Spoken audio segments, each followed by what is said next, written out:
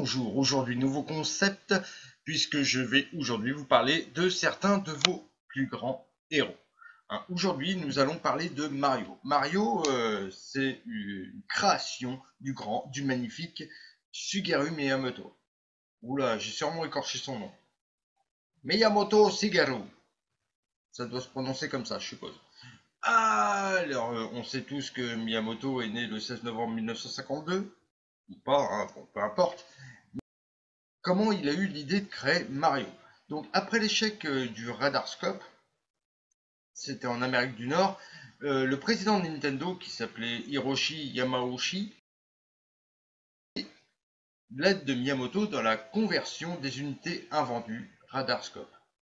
Ici, c'est un lancement marketing comme un autre. Donc il a demandé que, tiens, prends ça, essaye de faire en sorte que ça se vende. Voilà. Hein. Donc Miyamoto, lui, de son côté, pour les vendre, il a il a fait le concept d'un triangle amoureux. Il a décidé de faire un jeu basé sur le personnage de Popeye, et pas Mario, hein, à la base. Et ben non, et les droits lui ont été refusés, donc les droits de la franchise Popeye.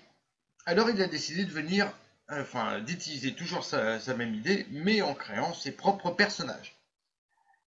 Et pour une utilisation de son jeu Donkey Kong, il a créé un personnage. Le personnage que vous connaissez, mais sous le nom de Jumpman.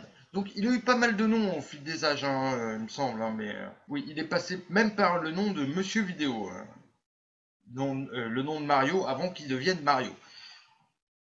Donc, hop, et à l'origine, Osan, il s'appelait. Osan, c'est un terme japonais pour signifier un homme d'âge moyen. Voilà, tout ça, Osan.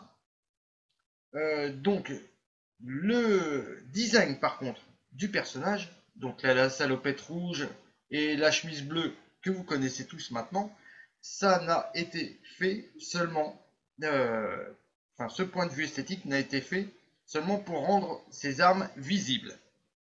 Et oui, sinon on les voyait pas. Hein, voilà. Donc, et la casquette et la moustache, tout simplement parce qu'il était impossible d'animer des cheveux et une moustache à l'époque. Enfin, et une bouche, pardon. La moustache cachait la bouche pour éviter de rendre légitime le fait qu'elle soit pas animée, et la casquette pour cacher les cheveux pour justement rendre légitime le fait qu'il ne soit pas animé non plus. Voilà. Vous le saviez ça ou pas, hein? Dites-le moi en commentaire, n'hésitez pas. Donc oui, c'était impossible à animer sur arcade, tout simplement. Donc, dans le développement de Donkey Kong Jr., le personnage de Jumpman a été renommé Mario. Et saviez-vous pourquoi? Tout simplement parce qu'un des employés de Nintendo du bureau de l'Amérique a souligné des apparences physiques similaires entre Jumpman et le propriétaire italien de Nintendo, Mario Segal. Je vous en reparlerai plus tard. Donc ça a été confirmé par Miyamoto lui-même. Il a dit, ouais, ok, ça lui correspond bien, donc c'est là qu'il a choisi le nom Mario. Et maintenant, avec le lancement de Super Mario Maker, ça fait son 30e anniversaire qu'on connaît l'évolution de ce petit bonhomme, et qui était à l'époque même pas plombier, hein, il était charpentier. Hein. Vous voyez, il avait un marteau, c'était un charpentier. Et donc c'est un employé, c'est pareil, qui lui a fait remarquer qu'il ressemblait plus à un plombier qu'à un charpentier. C'est là aussi qui, forcément, ils écoutent leurs employés, hein, pour une fois. Enfin, c'est pas la France. Hein. Et donc il a dit, ok, ça ressemble à un plombier, on va faire en sorte qu'il soit plombier. Et voilà, sa profession a été changée et Mario Bros est apparu. Qu'est-ce que je vais pouvoir vous en dire d'autre? Ah oui, Donkey Kong, on va revenir dessus.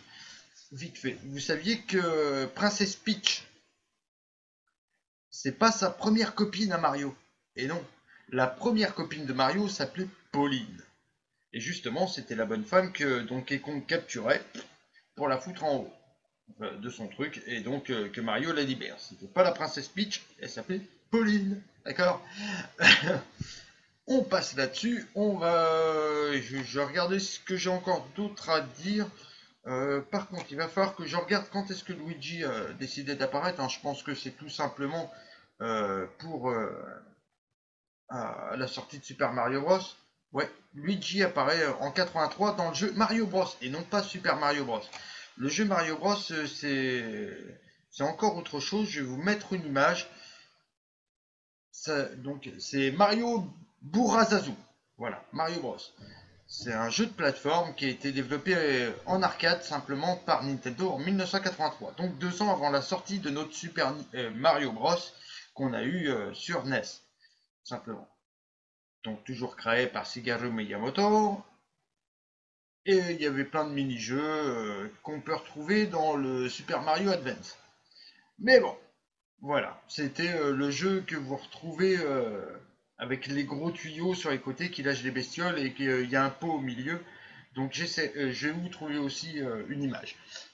Voilà, je pense que c'est pas mal, hein. Et puis, donc il y a eu des spin-offs, il y a eu plein de trucs dans lesquels on a appris que Mario s'appelait Mario Mario et donc c'est très con, hein. Et Luigi s'appelle Luigi Mario. Ça fait 3 Mario pour le prix de 2. Wouhou.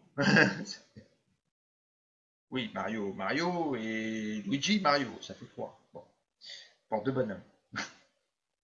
Allez, sur ce, moi je vous fais des gros bisous. J'espère que cette petite histoire vous aura plu et je vous dis à la prochaine. Tchuss les amis.